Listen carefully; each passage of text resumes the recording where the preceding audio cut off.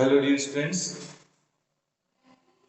आज जो टॉपिक हम डिस्कस करने जा रहे हैं सामने टाइटल लिखा है कॉमेडी। कॉमेडी एक बहुत ही सोशल पॉपुलर वर्ड है जो जब भी हमारे सामने आता है तो उसका मतलब क्लियरली समझते हैं कि उसमें किसी अम्यूजिंग बात का या किसी लाफ्टर का कोई डिस्कस किया जा रहा। ठीक है, कॉमेडी एक्चुअल में ट्रेजेडी से बिल्कुल अपोजिट होता है। ट्रेजेडी को जब हम पढ़ेंगे तो उसमें देखेंगे कि किस प्रकार से ट्रेजेडी के अंदर जो पूरा ड्रामा होता है उसके अंदर प्लॉट और उसके बैकग्राउंड की बात करें तो वहां पर केवल हमें क्या दिखाई देता है, वहां पर हमें दुख ही दुख दिखाई देता है। लेकिन कॉमेडी क्या है? एक ऐसा ड्रामा जो ऑडियंस को किसी भी प्रकार से, चाहे तो कैरेक्टर के ऊपर से या कैरेक्टर की ड्रेसेस से, कैरेक्टर के जो आपस में वर्ड्स एक्सचेंज हो रहे हैं, बिहेवियर है, उनसे वो ऑडियंस को अम्यूज करना चाहता है। और उसका मेन मकसद ये होता है कि समाज के अंदर जो आप अव्यवस्थाएं देख रहे हैं, समाज में जो कमियां देख रहे हैं, उन पर वो सटायर करना चाहता है। इसका खुद का अपना एक नेचर होता है और उस नेचर का मेन काम ये होता है कि जो हमारे आसपास सोफिस्टिक सोसाइटी है, एक सभ्य समाज है, उसमें किस प्रकार से किन किन चीजों के ऊपर कॉमिकली का मतलब हास्यप्रद तरीके से हम उस पर व्यंग्य कर सकते हैं, या हम कहें कि ऑडियंस को खुशी खुशी किस प्रकार से उन बातों की ओर ध्यान दिला सकते हैं, ये कॉमेडी। ठीक है, अगर हम इसका लिटरली मीनिंग समझें तो बिल्कुल क्लियर है कि किसी भी प्रकार के सोफिस्टिक सोसाइटी में जो बातें समाज के लिए अच्छी नहीं है, उन बातों को ऑडियंस अपनी ओर किस प्रकार से खींचे या किस प्रकार से ऑडियंस को अपनी ओर खींचा जाए, वहां पर अम्यूजिंग तरीके से, वहां पर किस प्रकार से लाफ्टर का यूज करके एक सटायर जो देने का प्रयास किया जाता है, वो कॉमेडी का काम होता है। करेक्ट। अब अगर हम कॉमेडी को देखें तो एरिस्टोटल ने इसके बारे में जो कहा, अकॉर्डिंग टू एरिस्टोटल के लिए हम बात करें तो उन्होंने कॉमेडी को जो एक शॉर्ट डेफिनेशन में बताया है, उन्होंने कहा है it is an imitation of character of lower type. कहा है N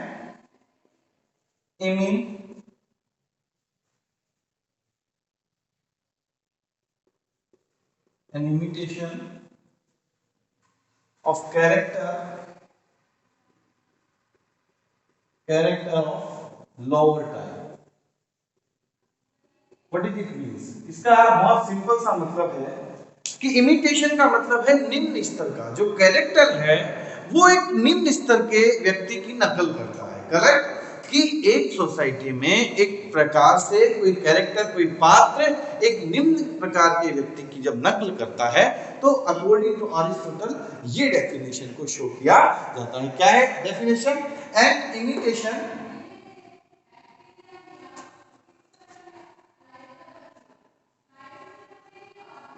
N imitation of character of lower type.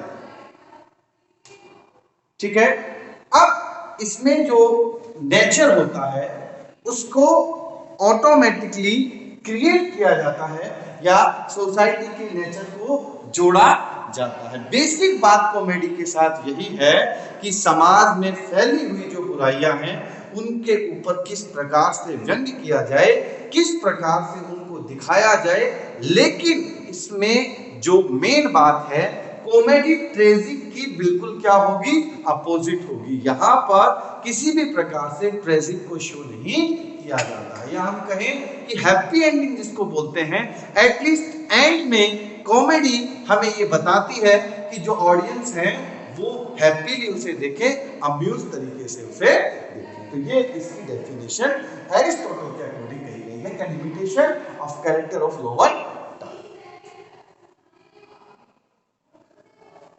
इसके बारे में अगर हम बेसिक एक चीज और देखें तो सबसे बड़ी बात यह है कि इसके अंदर कॉमिक इफेक्ट को बढ़ावा देने का प्रयास किया जाता है।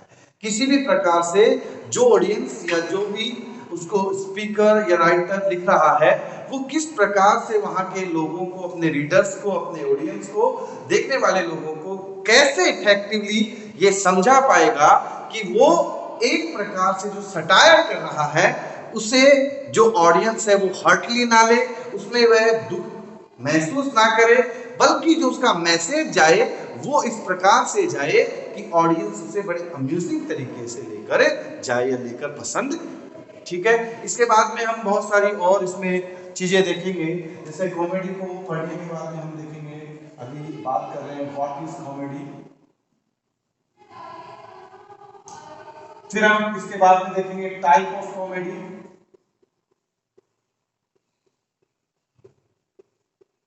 What is comedy, type of comedy, origin of comedy,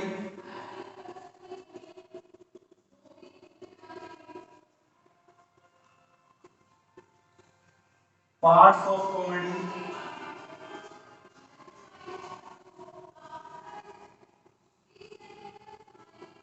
और ट्रेजिक कॉमेडी। ये सारी चीजें हम देखेंगे। देखिए अलग अलग पार्ट में हम इन्हें वन बाय वन क्लियर करेंगे। व्हाट इज कॉमेडी हम देख चुके हैं, कॉमेडी की जो डेफिनेशन है वही व्हाट इज कॉमेडी है। तो कॉमेडी के बारे में आपको समझ में आया कि वो चीज जो सोशली रूप से सटायर करने के लिए बनाई गई है, लेकिन उसका मकसद क्या है, उसका मकसद है कि लोगों तक अम्यूजिंग तरीके से अपनी बात को पहुंचाना। दूसरी बड़ी बात, इसमें किसी भी प्रकार के दुख को शो नहीं किया जाता है। इट मींस ये जो एक प्रकार का राइटिंग है, इसमें खुशी का यूज किया जाता है, इसमें कॉमिक इफेक्ट को बढ़ावा दिया जाता है, एंड इस ऑडियंस कम से कम लाफ्टर का यूज करके उस चीज को देखना या पढ़ना पसंद करे। ये कॉमेडी का मेन वर्क। ठीक है, इसके बाद हम पढ़ेंगे टाइप ऑफ कॉमेडी, फिर हमने कहा origin of comedy, parts of comedy और ट्रेजिक कॉमेडी, या इसे हम ट्रेजिक कॉमेडी भी कह सकते हैं। ये सारी चीजें हम वन बाय वन डिस्कस करेंगे। करेक्ट, टाइप ऑफ कॉमेडी हम पढ़ लेते हैं। एक ही कॉमेडी के पार्ट को जब हम पढ़ेंगे तो आज के पार्ट में हम जो पढ़ रहे हैं वो पढ़ेंगे टाइप ऑफ कॉमेडी, जो काफी बार पूछा जाता है कि there are 5 types of comedy. Correct, अगर हम टाइप ऑफ कॉमेडी की बात करें तो 5 प्रकार की कॉमेडी बताई गई है। सबसे पहली कॉमेडी है क्लासिकल कॉमेडी। सबसे पहली कौन सी है? Classical comedy. क्लासिकल कॉमेडी के बारे में जब हम पढ़ते हैं तो हम देखते हैं इसके बारे में कि सबसे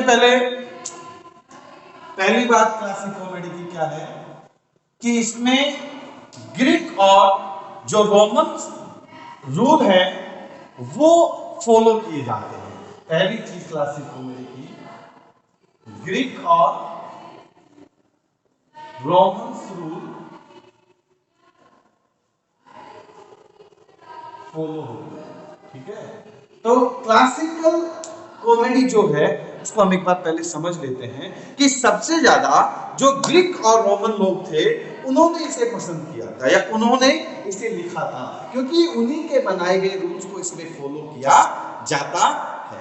और इनके अगर हम सबसे ज्यादा पॉपुलर राइटर की बात करें तो एरेंथ इनके सबसे ज्यादा पॉपुलर राइटर थे क्लासिक कॉमेडी के, जिसके अंदर बेसिकली ये बात कही गई थी कि इसका अपना खुद का एक नेचर होता है और इसमें आप ट्रेजेडी को बिल्कुल भी इंक्लूड नहीं कर सकते हैं। इट मींस इसमें प्योर कॉमेडी होनी चाहिए, प्योर लाफ्टर होना चाहिए, पूरा अम्यूजिंग कैरेक्टर होना चाहिए। ये क्लासिकल कॉमेडी है, या हम कहें कि कॉमेडी का सबसे बेहतर पार्ट क्लासिकल कॉमेडी है, क्योंकि इसमें ट्रेजेडी को कहीं भी 1% भी इंक्लूड नहीं किया जाता है। तो ग्रीक और रोमन रूल्स इसमें फॉलो किए जाते हैं क्योंकि उन्हीं लोगों के द्वारा इसे सबसे ज्यादा पॉपुलर किया गया था। तो ठीक है, क्लासिकल कॉमेडी के इसके बारे में एक चीज और होती है कि इसमें unity of time, place and action, इन तीनों चीजों को क्लासिकल कॉमेडी में शो किया जाता है। क्या क्या? Unity of time, unity of place and unity of action. किसमें आते हैं? क्लासिकल कॉमेडी में आते हैं। तो हम बात कर रहे हैं क्या? पहली चीज ग्रीक और रोमन रूल्स फॉलो किए जाते हैं, ट्रेजेडी को बिल्कुल भी इंक्लूड नहीं किया जा सकता। साथ ही साथ इसमें तीसरी बात कि इसमें जो एक्शन, टाइम और प्लेस है उनको यूनिटी के साथ में ऐड किया जाता है। ठीक है, इसमें बड़ी बात जो हम बार बार कह रहे हैं कि कॉमिक और ट्रेजिक का मिक्सचर नहीं हो सकता है। ठीक है, इस बात को बेसिकली आपको ध्यान रखना है कि क्लासिक कॉमेडी का वो पार्ट है जहां कॉमिक और ट्रेजिक को मिक्सचर नहीं कर सकते। ठीक है, इसके एरेंस इसके पॉपुलर राइटर रहे हैं, एरेंस ने इसे काफी हद तक फेमस किया है। तो ठीक है, क्लासिक कॉमेडी क्या हुई जिसमें ग्रीक और रोमन रूल्स को फॉलो किया गया, खुद का नेचर है, इसमें types of unity, type of action, type of place को इंक्लूड किया गया है। और एक बड़ी बात, इसमें ट्रेजिक और कॉमेडी को मिक्सचर में शो नहीं किया जा सकता।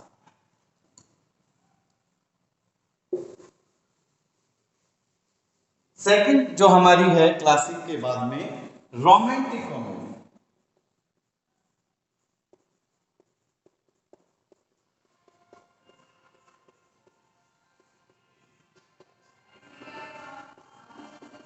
पढ़ते हैं रोमांटिक कॉमेडी के बारे में। पहली बात, इसके अंदर ग्रीक और रोमन रूल वहां पर फॉलो हो रहे थे, यहां पर क्या होंगे, फॉलो नहीं किए जाते।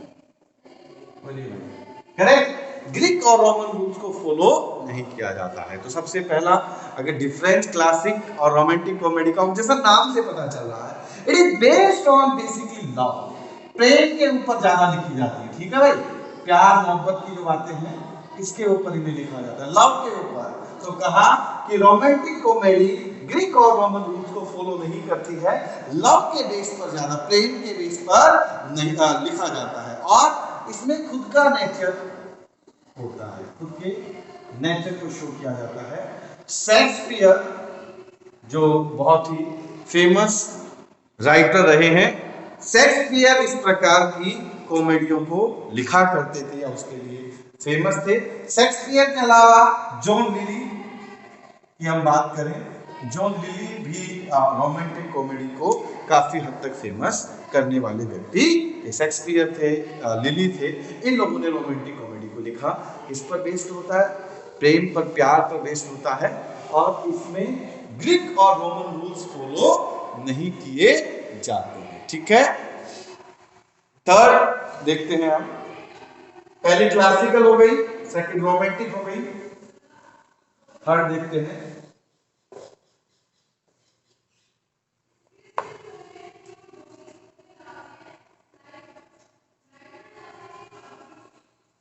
कॉमेडी और ह्यूमर।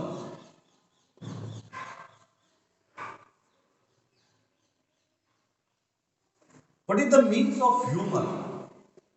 ये जो ह्यूमर है ये क्या है? ह्यूमर को यदि हम वर्डली डिफाइन करेंगे तो इसे लिक्विडली माना गया है, या इसे लिक्विड भी कह सकते हैं। अब ह्यूमर क्या है उसे समझने के लिए अभी हम इसकी डेफिनेशन को अच्छे से देखेंगे। इसके बारे में खुद हमें एक बात देखना पड़ेगा कि जो बेन जॉनसन थे,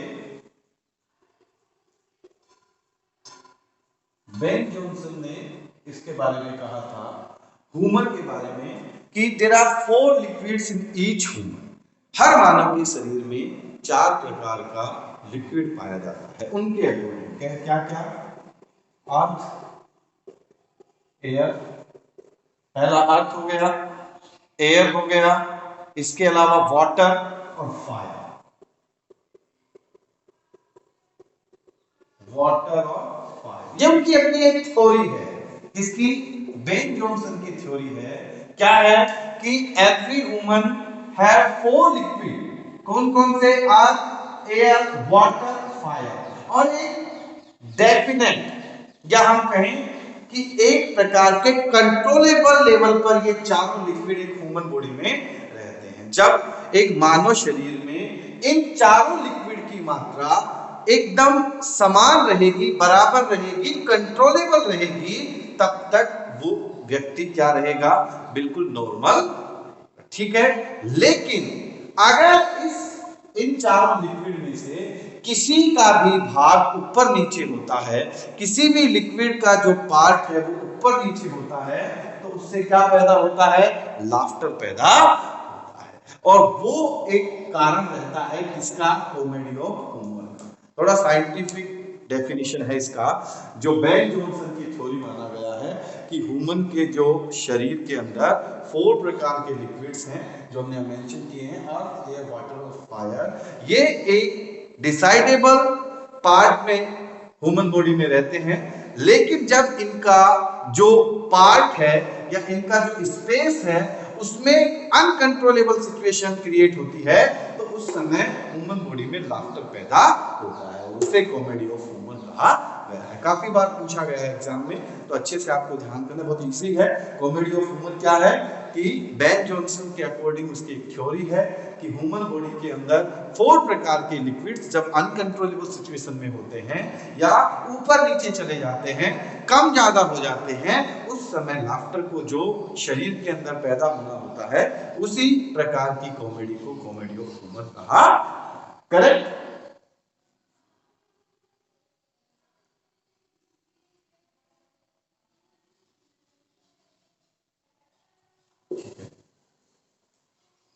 अब बात करते हैं कॉमेडी ऑफ मैनर की। ये भी काफी पॉपुलर पार्ट है, कॉमेडी ऑफ मैनर।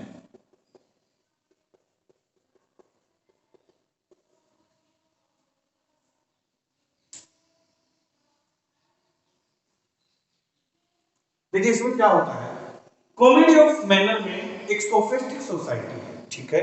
बेसिकली ये जो समाज में पति पत्नी हैं उनके झगड़ों पर डिपेंड होती है या उनके बीच की बातों पर, उनकी, इसे हम कॉमेडी ऑफ मैनर को शरारती एंथेटिक भी कहते हैं।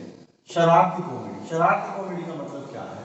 समाज में जो बातें हस्बैंड वाइफ के बीच में या सोशल रूप में जो चीजें एक दूसरे व्यक्ति के बीच में होती हैं, विट्स होते हैं, सटायर होते हैं, वो ज्यादातर यहाँ पर यूज किए जाते हैं। बेसिकली अगर हम बात करें तो सामाजिक जो बातें हैं या सामाजिक जो ईर्ष्यालु बातें हैं, जैसे इसमें जो कैरेक्टर होता है या हस्बैंड वाइफ का कैरेक्टर है, तो उसमें से एक कैरेक्टर जो होगा वो कुछ डिफरेंट होगा, इट मींस जीनियस होगा। हो सकता है उसकी वाइफ जीनियस हो, इस प्रकार की कॉमेडी में हस्बैंड जीनियस हो, या हम इसे ऐसे समझे कि समाज में दिखाए जाने वाले उन कैरेक्टर्स में से एक कैरेक्टर थोड़ा सा बेवकूफ होता है, उसे यहाँ पर दिखाया जाता है और फिर सटायर को शो किया जाता है। तो कॉमेडी ऑफ मैनर जो है वो क्या है? ये एक सोफिस्टिक सोसाइटी में जो कपल है, हस्बैंड वाइफ है, उनके बीच की गई जो संघर्षपूर्ण बातें हैं उनका एक एग्जाम्पल है। शरारती भी इसे हम कह सकते हैं। विट्स जो आपस में पति पत्नी के बीच में होती हैं, जो बातें होती हैं, उनको यहाँ पर शो किया जाता है। साथ ही साथ में ये जो एक प्रकार से कुछ अच्छे पात्र भी इसके अंदर होते हैं, बढ़िया कैरेक्टर होते हैं, कुछ बेवकूफ कैरेक्टर्स को इंक्लूड किया जाता है। और सबसे ज्यादा रेस्टोरियन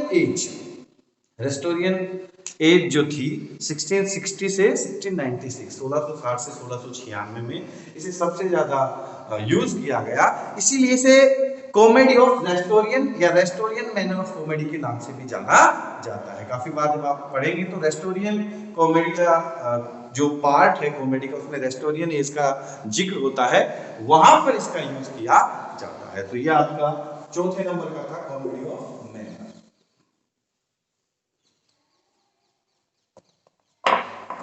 इसमें लास्ट पार्ट का है आपका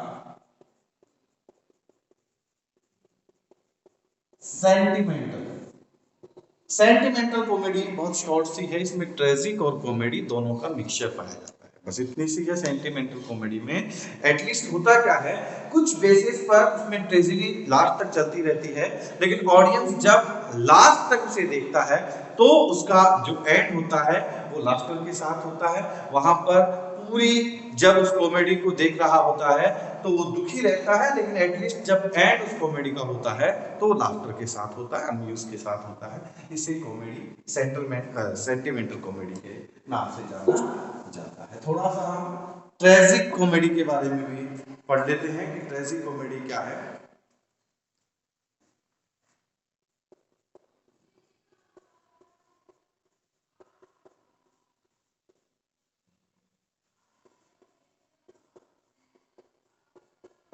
पहली बड़ी बात तो ट्रेजिक कॉमेडी की ये है कि जो ग्रीक और रोमन लोग हैं वो इसे नहीं मानते,